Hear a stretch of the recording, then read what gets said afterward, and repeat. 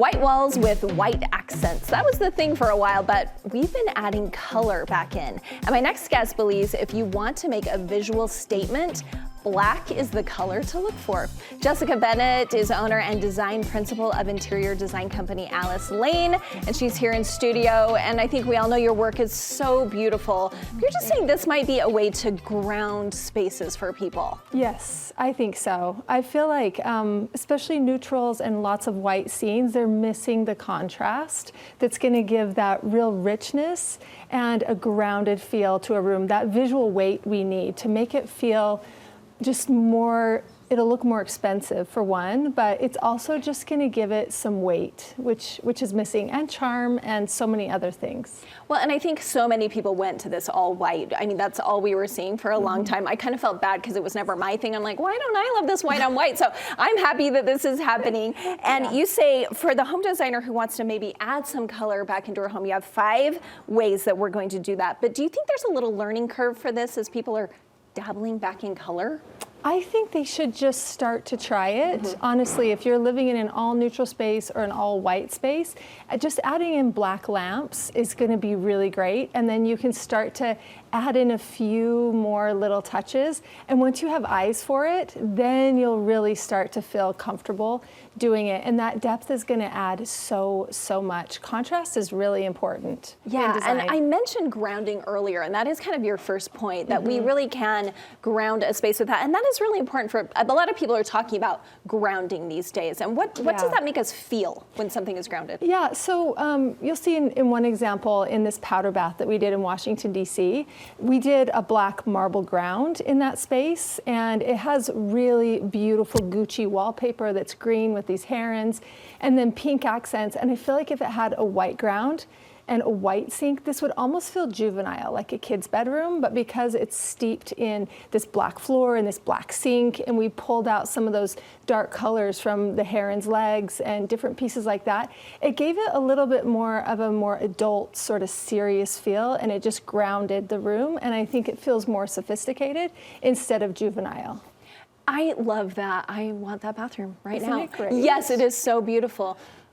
Do you just kind of have that eye, or I'm sure it's a trained eye, where you can see a space and just know what it will take to ground it? Yeah, and we play with these palettes, as we have these things in a tray, and then we experiment. It almost feels like science or chemistry or something, and you see what ignites the next thing. And we expect, like I said, we expect the white marble ground. When we see them in entries, it feels like a bathroom if it's all white. But once you start to add in the black marble with the white marble, then you start to get this thing to dance, and it adds a rhythm, and it feels more like an entry, So yes. Yeah, knowing where to play that card is important, and I think it really played off. And sometimes we need your help to know how to do that. Let's talk about how it adds contrast. You bet. Yeah. So in another project that we did, you'll see in the iron balustrades going up the stairs, you get this fine little rhythm because of the balustrades. You also see there's this black chair and this really dark charcoal rug and an iron ottoman.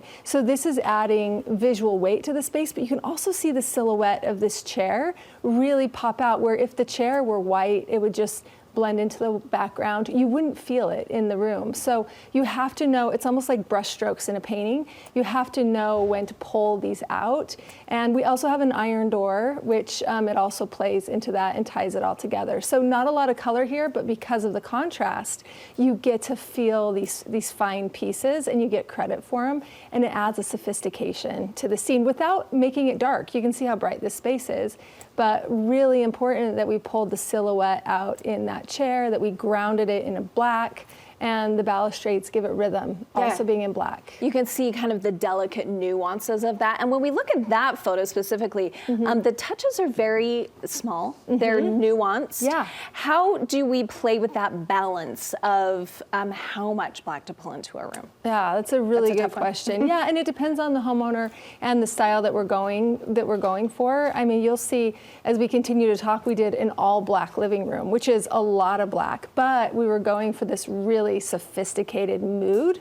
And that was the look and feel that she wanted. We also had a lot of great window light that made it so it wasn't so cavernous. And it's a really fun space to be in. Like, and is that more talking about like full-on decorating with black? Exactly. Okay. Yeah. So, I mean, you're going to know how much or how little. And I think in the beginning, if this principle is new to some of you out there, you're going to want to just delicately go into it. And then once you get eyes for it, you're going to want to start layering it in more, and it's going to feel really rich. And you're going to get more credit for it because it's the contrast, like we talked about. Let's talk about using decorations and just completely decorating with black and that mood that brings in. Yeah. Definitely. So lots of ways to achieve this, like we said, through maybe your accessory levels. You could start doing that. Large jars. This is that really beautiful black living room. This is black grass cloth. You can see there's a black leather chair in there, black iron legs on the ottoman, and even the built-ins are black. They're painted out a shade to match that grass cloth perfectly. We even have a black marble mantle. So you can just imagine the secrets you'd want to tell in this room. What mood were they going for, or were you and the client going for in this room? So she loves design, and she was just all in. She was really in a mood, like wanted to make a statement. This was a 1980s remodel. It had low ceilings. So you can see we're really breaking all the rules by making this dark. You think it would make it smaller, but instead it just makes it a scene. It looks like it's been designed. Even the light fixture is mostly black. It looks cozy. It does, and what you can't see is behind that sofa is a wall of windows. Okay, yeah, and you can see that natural light coming in. Yeah, totally. So it's not as cavernous as it feels, but it does pull you in. You want to light that fireplace, and you want to sit down and really have a conversation. It adds a mood. It just completely envelops you. Finally, let's talk about how the color black can bring sophistication, which is honestly the first thing I think of when I think of that color. Yeah, definitely.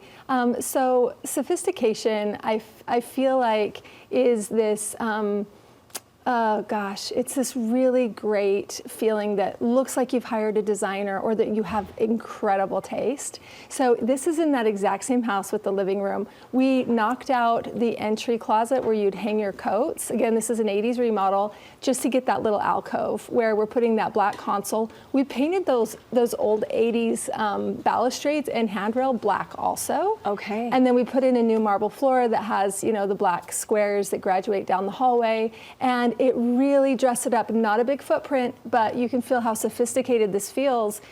Just adding in that contrast, that depth, you get the silhouette of that console, which you get a lot of credit for against that white finish work.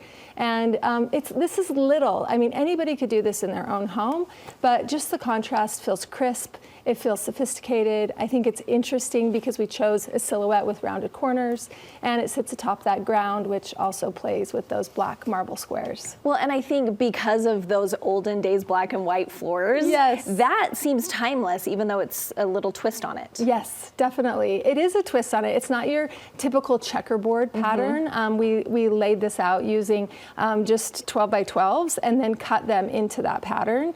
And we wanted it to feel unique and special to her. And the tile setters setting it anyway. They're just the same shapes anyway, but arranging it in a different way. Design.